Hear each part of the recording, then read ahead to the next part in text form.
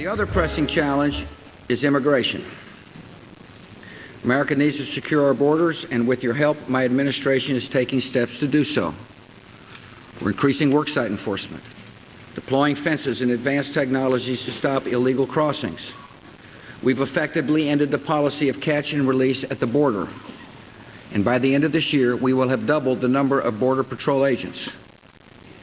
Yet we also need to acknowledge that we will never fully secure our border until we create a lawful way for foreign workers to come here and support our economy.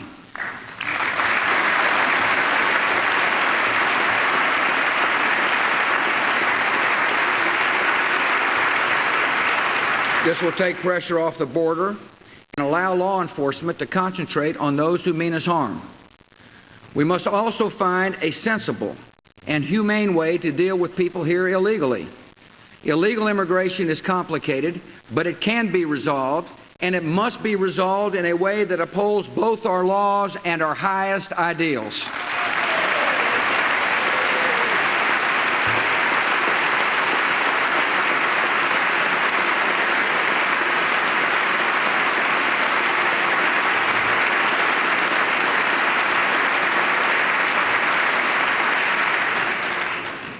This is the business of our nation here at home.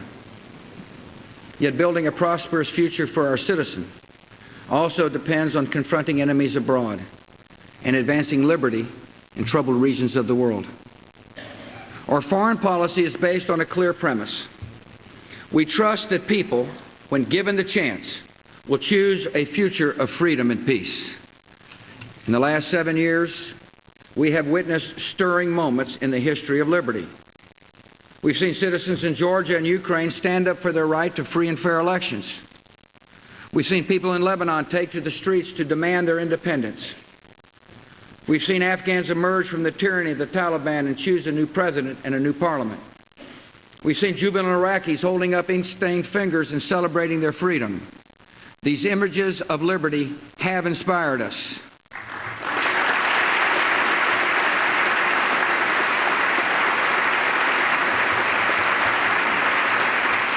In the past 7 years, we've also seen the images that have sobered us. We've watched throngs of mourners in Lebanon and Pakistan carrying the caskets of beloved leaders taken by the assassin's hand. We've seen wedding guests in blood-soaked finery staggering from a hotel in Jordan. Afghans and Iraqis blown up in mosques and markets, and trains in London and Madrid ripped apart by bombs. On a clear September day, we saw thousands of our fellow citizens taken from us in an instant. These horrific images serve as a grim reminder. The advance of liberty is opposed by terrorists and extremists, evil men who despise freedom, despise America, and aim to subject millions to their violent rule. Since 9/11, we have taken the fight to these terrorists and extremists. We will stay on the offense. We will keep up the pressure, and we will deliver justice to our enemies.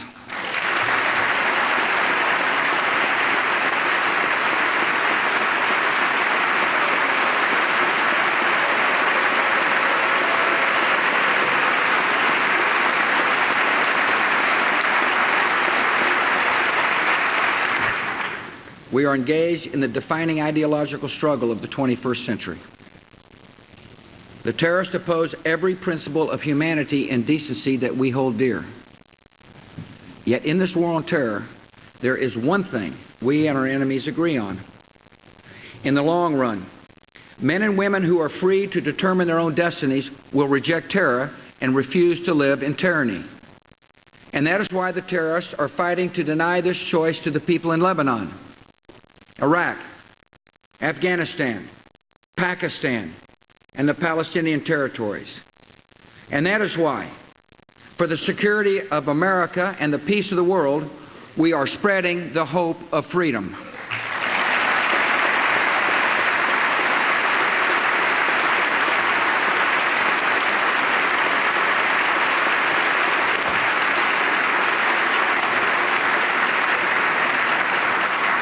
In Afghanistan, America, our 25 NATO allies, and 15 partner nations are helping the Afghan people defend their freedom and rebuild their country.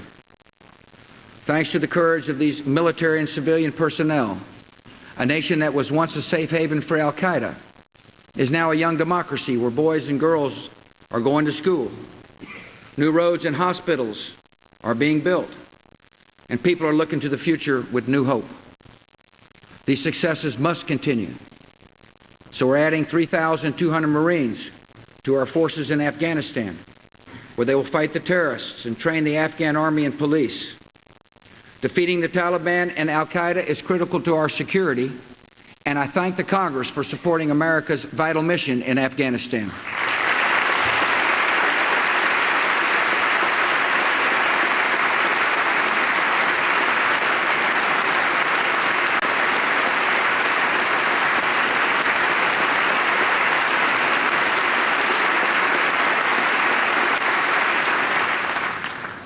In Iraq, the terrorists and extremists are fighting to deny proud people their liberty and fighting to establish safe havens for attacks across the world. 1 year ago, our enemies were succeeding in their efforts to plunge Iraq into chaos. So we reviewed our strategy and changed course. We launched a surge of American forces into Iraq. We gave our troops a new mission: work with the Iraqi forces to protect the Iraqi people, pursue the enemy in its strongholds, and deny the terrorist sanctuary anywhere in the country. The Iraqi people quickly realized that something dramatic had happened. Those who had worried that America was preparing to abandon them instead saw tens of thousands of American forces flowing into their country. They saw our forces moving into neighborhoods, clearing out the terrorists, and staying behind to ensure the enemy did not return. And they saw our troops, along with provincial reconstruction teams that include Foreign Service officers and other skilled public servants, coming in to ensure that improved security was followed by improvements in daily life. Our military and civilians in Iraq are performing with courage and distinction, and they have the gratitude of our whole nation.